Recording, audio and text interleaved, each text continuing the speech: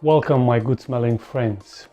Now because I know how much you like fragrance alternatives, I'm making this video, but it's going to be different because this time it's a niche house making fragrance alternatives for a designer fragrance. Guys, if you are holding back on purchasing fragrance alternatives just because the brands that were releasing these alternatives were kind of no name, had poorly made bottles, had synthetic smelling fragrances, were hard to get fragrances, well, this time I'm talking about the House of Fragonard, guys. And let me stop right here and say this: I'm not sponsored.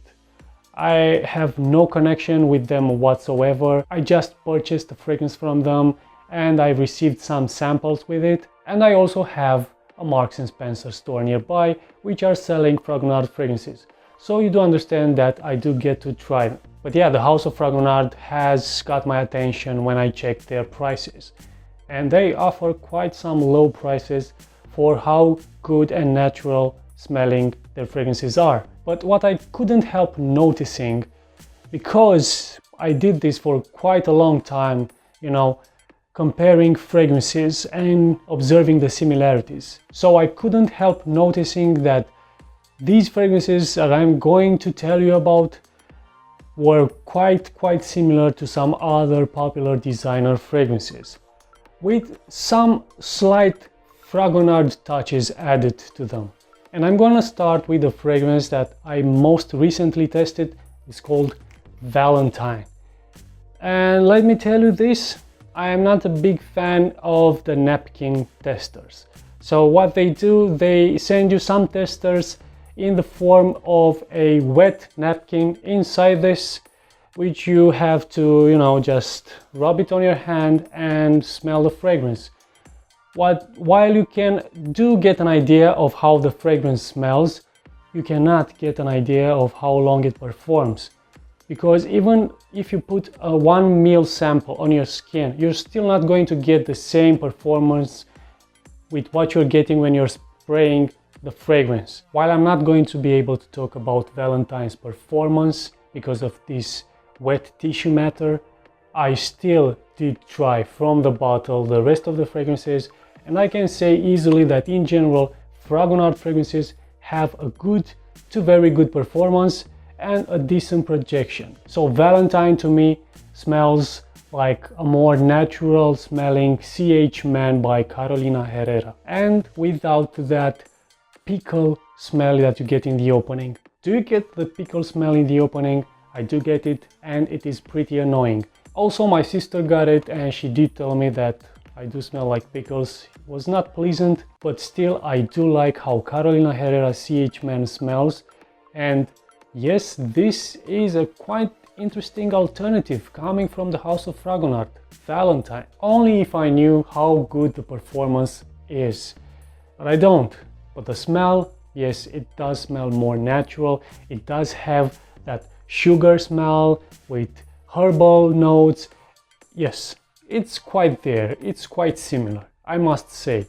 But again, it does have the Fragonard touch. The next one I want to talk about is Vetiver, coming from the line called Le Naturel. Now, Vetiver could be called Terre d'Hermès, but without that natural smelling orange in the opening.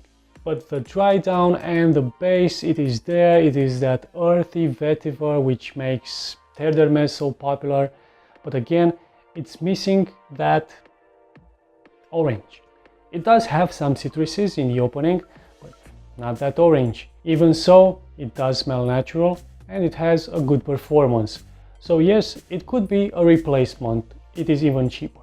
The next one I want to talk about is Cedra, or Cedra in English. This fragrance surprised me because in the opening I thought it was a masculine cedarwood fragrance, which somehow it got me thinking of Aventus, but no, it is not an Aventus cologne. It doesn't smell nearly close to Aventus. I don't know why it got me thinking of Aventus. This fragrance smells By the way, all of these fragrances except Valentine are unisex. Okay, so ladies, if you're watching this, don't be afraid to try them. So, Cedra got me thinking, and not got me thinking, smells very close to Dolce & Gabbana Light Blue for women. Yes, but in my opinion, it is a fragrance which is more made to be unisex. So it has more cedar, it is not so aquatic, but very much like Light Blue. A fragrance which I love. I have to admit, I do prefer the Light Blue for women instead of Light Blue for men. I think it is much better.